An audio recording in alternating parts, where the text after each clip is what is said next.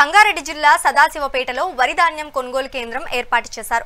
ప్రాథమిక వ్యవసాయ సహకార సంఘం ఆధ్వర్యంలో ఏర్పాటు చేసిన కేంద్రాన్ని బీఆర్ఎస్ ఎమ్మెల్యే చింత ప్రభాకర్ ప్రారంభించారు. అకాల వర్షాలతో ఇబ్బందులు పడుతున్న రైతులను దృష్టిలో ఉంచుకుని అధికారులు చివరి గింజ వరకు కొనుగోలు చేయాలని సూచించారు. కొనుగోలు కేంద్రాల్లో తగినంత గన్నీ సంచులు, గౌడాన్ సౌకర్యాలు, తూకం పరికరాలు సిద్ధంగా ఉంచాలని ఆదేశించారు. ధాన్యం కొలత, రవాణా, నిల్వ, చెల్లింపుల ప్రక్రియలో పారదర్శకత తప్పనిసరిగా పాటించాలని, రైతులకు ఎలాంటి ఇబ్బందులు కలగకుండా చూడాలని ఎమ్మెల్యే స్పష్టం చేశారు. కేసీఆర్ దళారీ వ్యవస్థ లేకుండా చేసి రైతులకు నేరుగా చెల్లింపులు అందించాలని గుర్తు చేశారు.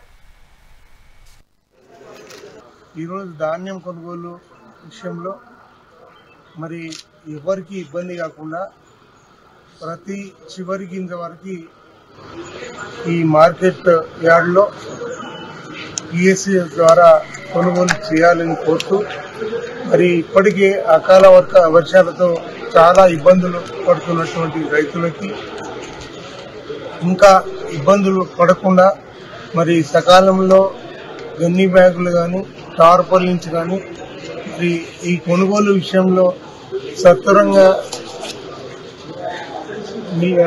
రైస్ మిల్లర్లకి పంపించడం కానీ ఇవన్నీ జరగాలని కోరుతూ దాని మీద తగిన చర్యలు కలెక్టర్ గారు తీసుకోవాలని చెప్పి, ఎక్కడ ఎటువంటి ఇబ్బందులు రావద్దని చెప్పి నేను హృదయపూర్వకంగా కోరుతూ గత తొలి ముఖ్యమంత్రి కేసీఆర్ గారు మరి ఈ రైతులకు సంబంధించి ధాన్యం అమ్మకానికి దళారీ వ్యవస్థ లేకుండా చూసినటువంటి మొట్టమొదటి ముఖ్యమంత్రి.